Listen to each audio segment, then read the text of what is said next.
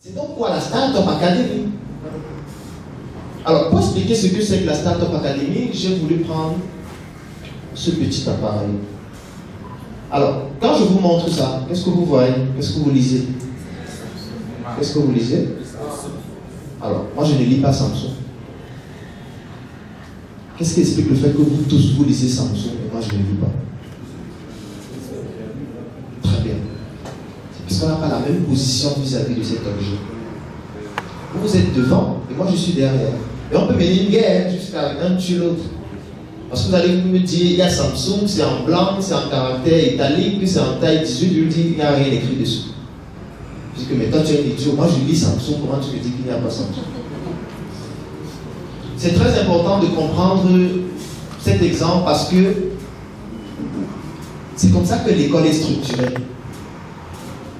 On vous montre la vie sur une seule face. Allez à l'école,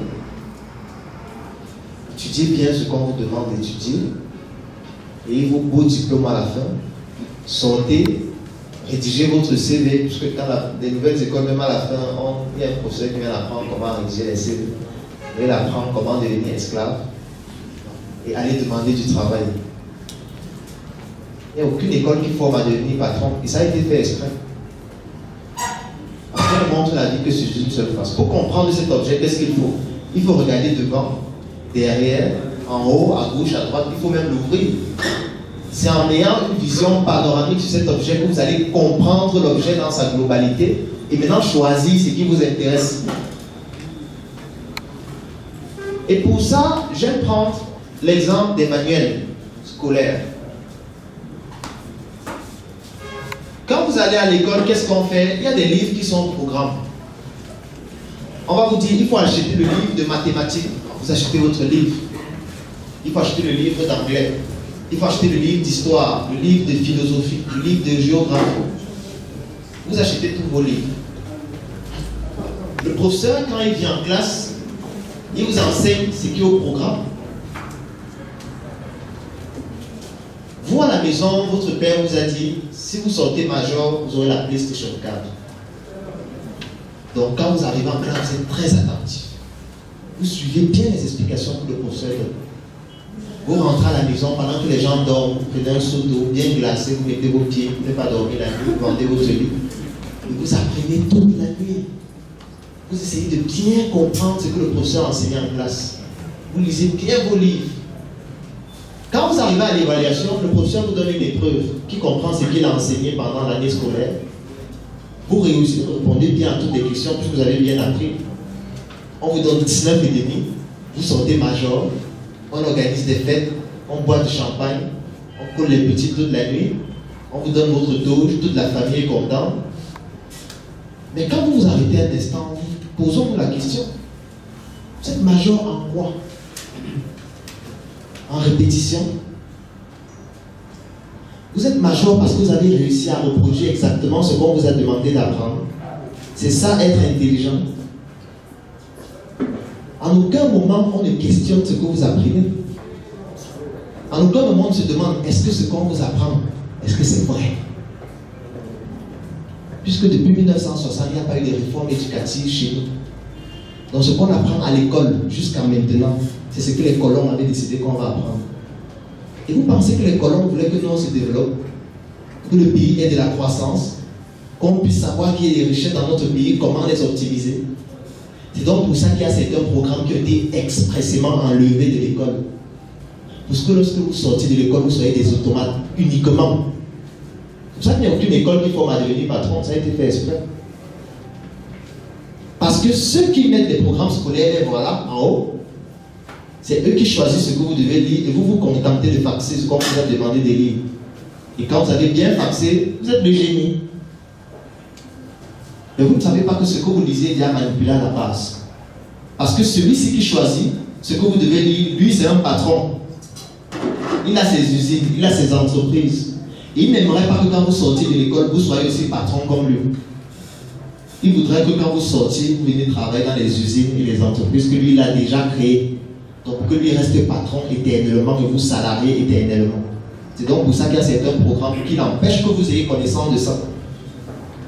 C'est pour ça que c'est aussi lui qui a tous les médias, c'est aussi lui qui finance la presse, c'est aussi lui qui a un peu Internet, mais on a un peu dévié ça pour que le contrôle ne soit pas aussi abject. Donc, la Startup Academy a pour but d'identifier ces formations qui ont été expressément enlevées de l'école pour les enseigner d'abord. Parce que c'est par là qu'il faut commencer. Parce qu'on a des cerveaux congelés.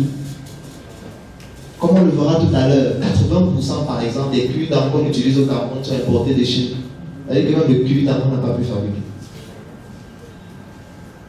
76% des cotons tiges sont importés. J'étais à une conférence à Polytechnique dernièrement. 92% des étudiants qui sortent de Polytechnique sont tous des salariés à la fin.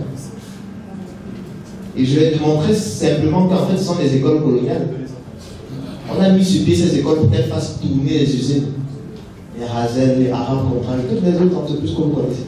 Donc, on a donc enlevé ce qui leur permettrait de créer. Pour que quand ils sortent, parce qu'il y a un professeur à la fin qui apprend comment faire les CV. Comment bien présenter son CV, comment prendre la photo avec la cravate. Donc, la Startup Academy a donc pour but déjà de sensibiliser, de déconstruire ce qui a été fait, de vous faire comprendre qu'on est dans un système de manipulation extrême et dans tous les domaines d'activité. Et là, je vais prendre un autre domaine d'activité qui concerne les médias. Comme Ulrich parlait tout à l'heure de l'influence. Si ce soir, il y a 100 soldats de Boko Haram qui entrent au Cameroun, notre armée réussit à les tuer tous, mais eux réussissent à tuer 5 soldats. Vous allez voir comment s'orchestre la manipulation médiatique. Un média comme Cameroun Tribune, qui est un média camerounais, va présenter dans sa une demain matin victoire de l'armée camerounaise sur Boko Haram. 100 soldats abattus en une nuit. Ceux qui sont fans de la France et qui sont donc connectés 24 heures sur 24 à France 24, on va voir une information qui stipule en bas que Boko Haram vient de tuer 5 soldats camerounais. Alors là, ça ne veut absolument pas dire la même chose. Cameroun Tribune, qui est un média camerounais, a donc vocation à valoriser le pays. Il sélectionne que les informations qui permettent de valoriser le pays, à savoir on vient de tuer 100 Boko Haram. C'est quand vous allez lire le journal que vous allez voir qu'on a aussi tué 5 soldats camerounais, mais on a quand même tué 100. France 24, qui est un média français, qui a donc pour but de valoriser la politique extérieure de la France, vous présente une information selon laquelle Boko Haram a tué 5 soldats. C'est une information qui a 2 objectifs. Le premier objectif, c'est de faire comprendre que le Cameroun est en train de s'ouvrir dans cette guerre. Le mois passé, on a tué 5 ans. La semaine passée, on a égorgé tout un village. La fois dernière, on a tué 10. Maintenant, on tue encore 5. Ça veut donc dire que la guerre est dépassée. Il faut qu'on les aide. Il faut qu'on envoie nos soldats chez eux pour les aider parce que ça les dépasse. Ça, c'est le premier objectif de cette information. Et le deuxième objectif, c'est de faire en sorte que les Camerounais de la diaspora restent là-bas jouer les esclaves. Parce qu'à force de voir qu'on a tué 5 soldats, on a tué 10, on a égorgé tout un village, on met dans leur esprit que le Cameroun est en feu. Donc il faut plus qu'ils rentrent et qu'ils restent là-bas à rembourser leur crédit qu'ils ont contracté depuis des centaines d'années. Donc, c'est comme ça que s'orchestre par exemple la manipulation médiatique. Actuellement, il y a des gens qui sont en train d'écrire des livres sur la guerre qui se passe au nord. Des personnes qui parfois n'ont jamais bien tué au Cameroun. Ces livres-là, on va enseigner ça à nos élèves et étudiants dans 30 ans. Ils vont réciter ça, aller faire master en histoire qui ne nous sert à rien. Je ne suis pas en train de dire que l'histoire ne sert à rien, mais cette histoire-là qui est manipulée leur permettra pas de créer ce qui nous permet de nous développer.